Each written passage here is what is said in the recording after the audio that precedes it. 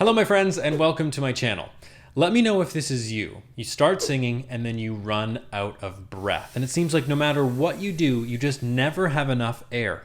If that's the case, you're not alone. You're just not maximizing your breath potential. And in this video, I'm going to be teaching you how to breathe when you sing so you can stop running out of air every single time. Consistently running out of air can be so frustrating. And the more it happens, the more you worry about it. It's this vicious circle of breathing anxiety. But this video is going to calm your nerves and teach you how to breathe the right way. Special thank you to my patrons on Patreon who are sponsoring this video. If you want to become a patron and sponsor these videos and support me as a creator, you can click the link in the description. Before we jump in, I just want to say that if you have any pre-existing medical conditions that affect your breathing, these methods may not work for you. If you have trouble breathing on a consistent basis, I suggest you see a doctor.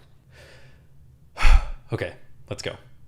My first point is technique. Technique is the process of how to do something. So for our breathing, we want to be doing this as efficiently as possible. These techniques work for classical singers, pop singers, musical theater singers, folk singers, and every genre of singing. If you want to sound better and you want to have more breath, these methods are for you. Tip number one is to fix your posture. We often forget that posture and how you stand is an essential part of our singing. It's amazing what can happen when you simply stand up straight. In singer language, we call posture alignment. Proper alignment is going to ensure that your breath and your sound are flowing nicely. If you think of a hose, if there's a kink in the hose, the water doesn't flow smoothly. And the same thing applies to our bodies. If everything isn't in good alignment, then things just won't flow properly. Go through this checklist to see if you're singing with proper alignment. Your feet are shoulder width apart and firmly planted on the ground. The weight is balanced. You're not shifted to one side or standing back on your heels. For extra balance, put one foot slightly ahead of the other. There's a slight bend in your knees, feeling as though your lower half is supporting the weight of your upper half. The hips are in line with your knees, and these should feel flexible. A lot of singers have really tight hips, and this can affect their mobility. The chest is open, the shoulders are wide and relaxed. The arms are also relaxed and by your side.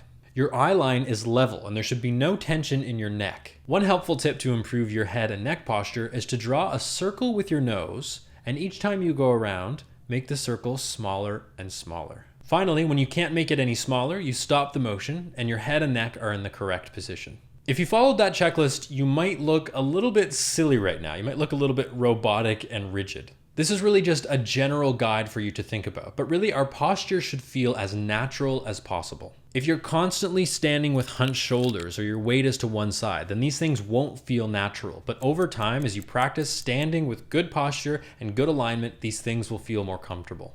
As I introduce new techniques throughout this video, please keep your posture in mind. All of these methods work best when you have good posture. Tip number two is to fill up your lungs. Okay, this one might seem really obvious. Of course, you fill up your lungs with air, that's how you breathe. But when you sing, you need to do it a little bit more. Try this for me right now. With good posture, put your hands on your ribs. And no, your ribs are not all the way down here, they're up here, just like that. I want you to breathe in and feel how much your ribs expand. There's actually a lot of space for our ribs to expand. And when you sing, I want you to feel this natural expansion. As you can see and as you can feel, our ribs are really flexible and really movable. And this is part of the reason we don't call them the rib cage anymore. Because when we say cage, that insinuates immovable steel bars, and our ribs are far from that. Don't forget too that our ribs aren't just at the sides and at the front, but also at the back. So when you're singing, I want you to feel like you're breathing into your back as well. Tip number three is flexible abs. What I mean by this is when we breathe in, our abdominal area should come out. Again, it's that natural expansion that we felt in our ribs. Put your hand right here on your stomach and inhale. Feel how it comes out. And then when you exhale, everything comes back in. If you're constantly running out of breath, it might be because your abs are too clenched all the time and you need to release those muscles when you inhale. Everything should feel like it kind of just drops. On the exhale, the abdominals come in, supporting that air and that sound. Support is essentially controlling the air or controlling the sound that comes out of you. So you're using your abs, your diaphragm, and your ribs to control what's coming out. You're in complete control, and not for 1 second do you give up that control. If you want to improve your breathing as a singer, you're going to have to do breathing exercises. And luckily for you, there are hundreds, if not thousands of breathing exercises that do just that. And the beauty of it is, you can do them in the shower, you can do them on your way to work while you're walking the dog. They're so easy, they're so simple, you can do them anywhere. They're simple, but they're extremely effective. And I'm going to share some of my favorites with you. Exercise number 1 isn't really an exercise, but it's just being body aware. So what I do is I just take a few healthy breaths before I sing and just get used to the process. You breathe in through the nose and out through the mouth.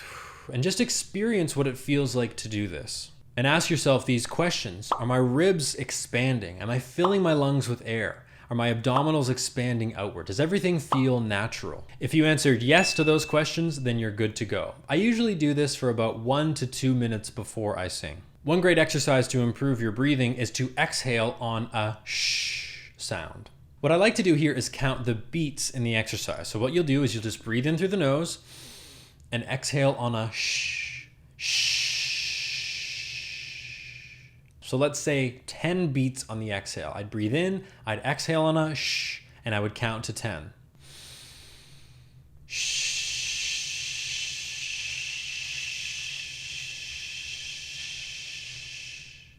Nice job.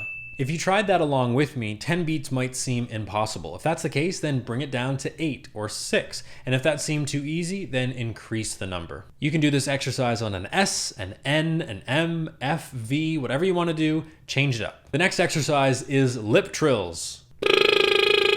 Trust me when I say this, the lip trill is the best exercise that you can do. It works on about 100 different vocal technique things and is used by singers in every single genre. It's the lip trill exercise that really bridges the gap between singing and breathing. So let's figure out how to do it. First, lightly press your lips together and blow air through them. It may take a few tries if you've never done it before, but that's completely okay. If you can't get it to work, take your thumb and your pointer finger and give yourself kind of a half smile, like this. And then try it. It should be a little bit easier. Once you get it going, add some pitch. Just kind of sing random notes in your range. You can lip trill scales, intervals, and even songs that you're working on. Here's why the lip trill is so good at improving your breathing abilities. When we sing a lip trill, the sound and the air travels up to our lips, and our lips are opening and closing at a really, really fast rate. So the sound is reaching our lips, and it's finding that our lips are closed. So it's telling the body, okay, abdominals, you need to give us a little bit more support so we can get through that roadblock of the closed lips. So you engage your core, the lips open, and the sound is allowed to travel through your mouth. This process is repeated over and over and over again at a really fast pace, and the result is an engaged core. Not only are you going to sound good, but you're going to have breath for days. If you apply these techniques and exercises to your everyday routine, you're going to notice incredible change in your ability to breathe when you sing. You're going to find that songs are easier for you. You'll be able to sing through long phrases, and you won't be out of breath when you're finished singing. Keep in mind that breathing is only one aspect of this thing we call vocal technique. And if you want to learn more about vocal technique, click the video that's popping up on the screen right now. That's it for today's video. If you enjoyed it, please like and subscribe. If you have any questions, you can send me a message on Instagram or comment down below. Thank you very much, and I'll see you in the next video. Happy singing!